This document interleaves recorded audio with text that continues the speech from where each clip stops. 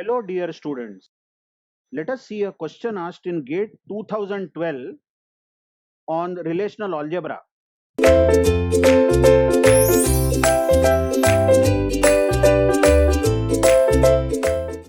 We are given two relations R1 and R2, which has two attributes AB and CD respectively.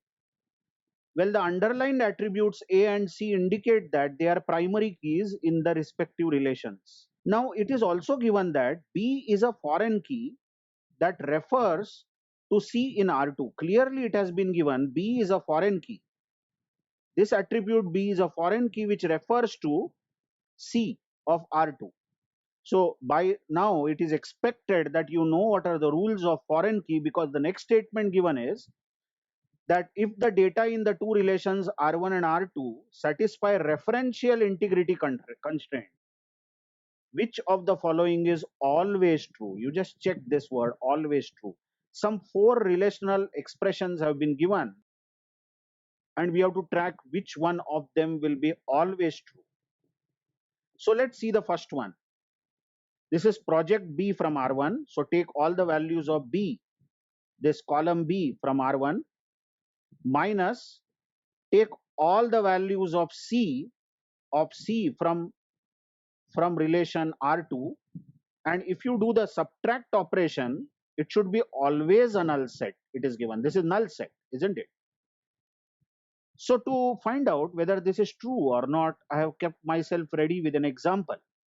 Let's say these are the two relations R1, R2. Recall, we have two attributes A, B in R1. A is the primary key.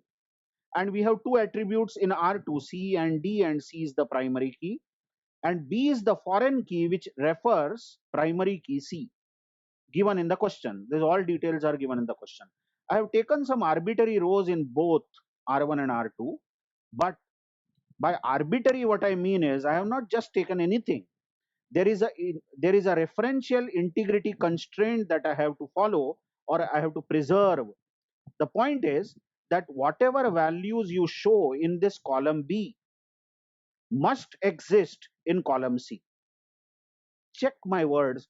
Whatever values you show under the foreign key column must exist in column C. It's not that all the values of the column C must exist in B. No, all. It's not about all. If 2 is written below this column B, then 2 must be there in column C, because B refers this column C. So existence of this value depends on the existence of the value under column C. So that's referential integrity, again to remind all of you.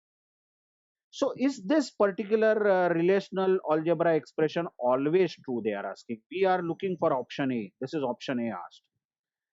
Just see, we are projecting all values of B from R1. So if you take all values of B from R1, it is going to be 246, correct? Yes. Minus, if you project all values from C, it's going to be 2964. And now if you do the subtract operation, it means that all values that are there in the left hand side but not there in the right hand side. But you see, all these values 246 are there in the left and there in the right also. So there is no value which is present in the left but not present in the right. Every value on the left is present on the right. So this is surely a null set. I hope you are understanding. There is no extra value in this left hand side which does not exist over here, isn't it? So what are we talking about? See, it's out of sense, it's common sense. And once we know what is foreign key, we very well know straight away that A is the answer, A is the correct answer, and this is always going to be true. Why? Just pause the video and ask yourselves why this is always, that's the word, always going to be true. Because if you take any values of B, check this, if you take any values of B, that must exist, come on, that must exist in the C column. And what is the minus operation? Minus operation says that are there any values which are there in B but not there in C? There happens to be no such value. There cannot be any value which is there in B but not there in C. that's the meaning of foreign key, then this set should be always null set, isn't it? There cannot be any such value. I hope you understand. Now let's challenge the other options also. Although we have found that A is the correct answer, that's it. We have solved it within few minutes. But then what about the second one? I'll just go through second one and the third one. By the way, we already know A is the answer. D can be left out as an exercise. You can think about it. What is the second one? If you take all values of C from R2 and subtract it from all values of B from R1, it should be always a null set. So I have kept myself ready with this. Same table I have taken, same values in the tuples also, in the rows also I have taken, and you can see B refers C. So this is the relational algebra we are talking about. So if you take all values of C from R2, this is R2, you are taking all values of C, correct? So the values are going to be 2964 minus, if you take all values of B, it's going to be 246.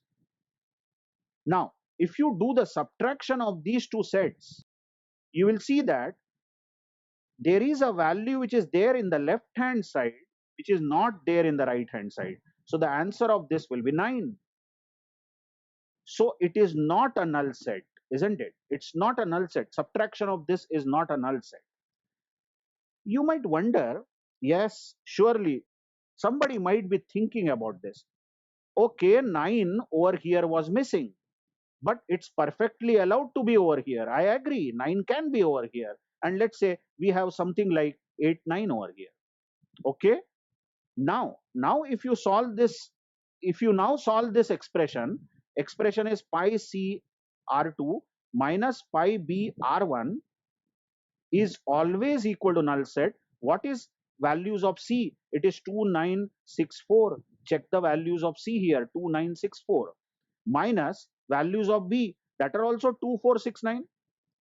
All values over here match all values over here, so this is null set. So you might be driven to say this is correct, it is null set. Hello, but there is a word used. Is it always a null set?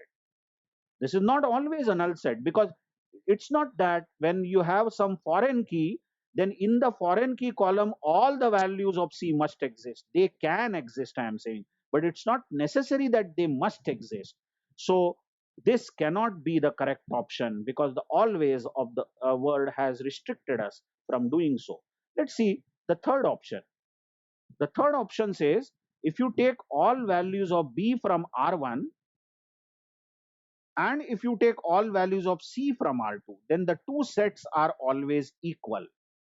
Now, from this example, you have already known that this is also not always true. This is the option 3 they are asking, option C, that is this always true?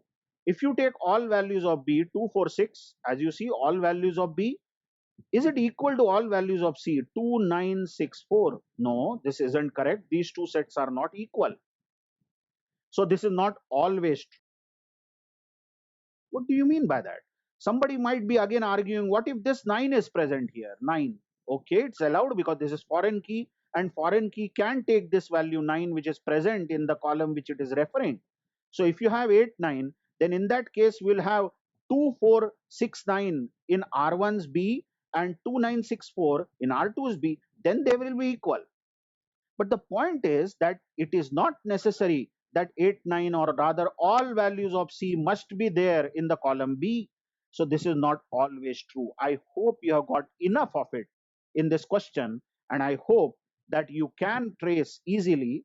I know I could have traced this also, the fourth one, but I hope you can understand that fourth one is also false. They are asking which one is always true, and always true is okay. So more questions like this asked in GATE on relational algebra are coming up.